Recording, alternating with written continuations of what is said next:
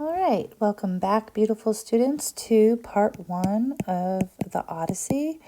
And specifically, we're moving into book 9, and the title is New Coasts and Poseidon's Son. And here it says in books 6 through 8, you're given a little summary of what you missed. But basically, after Odysseus on his journey from Calypso ends up on the island of Scheria with King Alcinous after his long struggle between Calypso's islands, getting thrown around by Poseidon. And notice that he's welcomed by King Alcinous, and he gives a banquet in his honor. We're given here a little taste of the hospitality that Greeks give to one another. Odysseus is found, basically left for dead on shore, and he's taken to this king's palace, and he's given the finest food, the finest linens, the finest bedding. And afterwards is when he's asked to tell who he is and what has happened to him. King Alcinous at this point does not know for sure if it is Odysseus. And so here we see a change in narrator.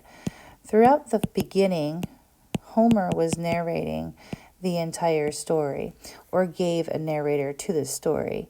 But now the narrator is going to change to Odysseus. And you'll notice because of that, there's quotation marks here. And it tells you when Odysseus is speaking and when he stops. And so you really got to look for those end quotations, and they don't come until here, before the next summary.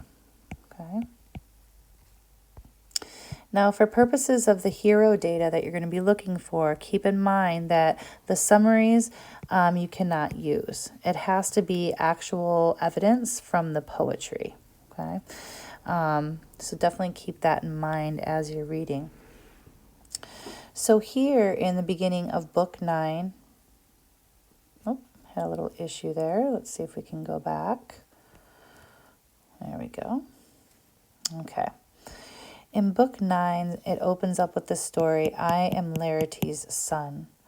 And you'll notice that his speech, Odysseus' speech, doesn't start until basically halfway through the line. The reason for this is because the author or the translator is trying to keep the rhythm of the original poem. And the same thing happens here with line 7.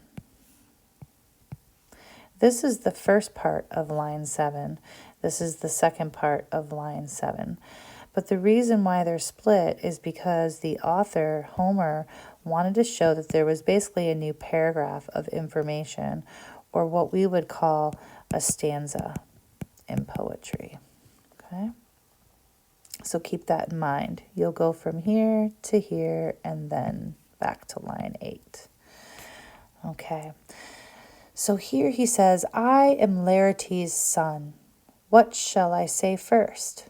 What shall I keep until the end? The gods have tried me 1,000 ways. Notice the hyperbole.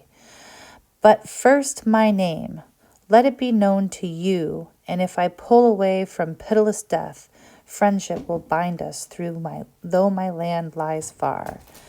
I am Laertes' son, Odysseus. Again, notice the epithet to really drive home who he is. It's almost like a last name. Notice what he says about himself. Men hold me formidable for guile in peace and war. This fame has gone abroad to the sky's rim. So he's basically famous. And what is he famous for? Guile, or the ability to be crafty. Right? Impressive for cunning and craftiness. Not only in peace, but also when you're fighting. My home is on the peak sea mark of Ithaca, under the Mount Neon's wind-blown robe of leaves. So here he says where his home is. Ithaca. And now he kind of gives you like GPS location, right? Tells you exactly where it's at. In sight of other islands, Dulichium, Sami, wooded Zacynthus, Ithaca being the most lofty in that coastal sea. So it's the highest. And northwest, while the rest lie east and south. So you literally are getting GPS here. Now he describes it. A rocky isle, right, which we've noticed in the topography of Greece, but good for a boy's training. I shall not see on earth a place more dear, though I have long been detained by Calypso, right? So he's comparing home to the last 7 years with Calypso. And notice the epithet, loveliest among goddesses. So she's probably pretty good looking. Who held me in her smooth caves to be her heart's delight, right? She wanted him to love her. As Circe of Aea, the enchantress, desired me and detained me in her hall. So now we're learning about another character, some sort of goddess. She's an enchantress, right? So she can cast spells. So maybe not a goddess, but a witch, maybe. But notice, all the ladies desire him. And he fought. And this is what he tries to say in the next lines. And I want you to pay attention to his words here. But in my heart, I never gave consent. So he never, in his heart, said yes. But did he say yes otherwise? We'll see. Where shall a man find sweetness to surpass his own home and his parents? In far lands he shall not, though he find a house of gold. Notice the temptation here, a house of gold. We know that gold means something very precious, but he says here that there's absolutely nothing that surpasses home and parents. So one of the major points of the piece is home and family. Moving on.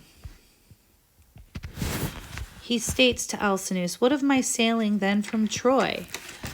What of those years of rough adventure weathered under Zeus? And then he explains. Now notice that we go back into a summary here. Okay, and that's the end quotation marks. And this summary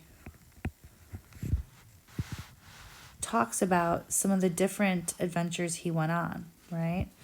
He states here on the rising action of his story, once he left Troy for home, they first come upon the Cyclones, right? And they were allies of the Trojans, therefore enemies of Odysseus.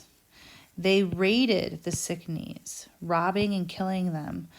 But the Cyclone army came back and killed 72 of Odysseus's men. And even though they again are delayed by a storm for 2 days, they still continue on their journey. The next adventure he goes on to discuss is the Lotus Eaters. So after the Cyclones come the Lotus Eaters. And all of these adventures are going to lead up to where he is right now, which is speaking to King Alcinous before he makes his way home. Okay? Now that I've given you a little bit of an introduction, hopefully you enjoy the rest of Book 9. Keep in mind that you are looking for heroic elements, specifically any type of characterization that will show hero traits or lack thereof. We'll talk about that a little bit later.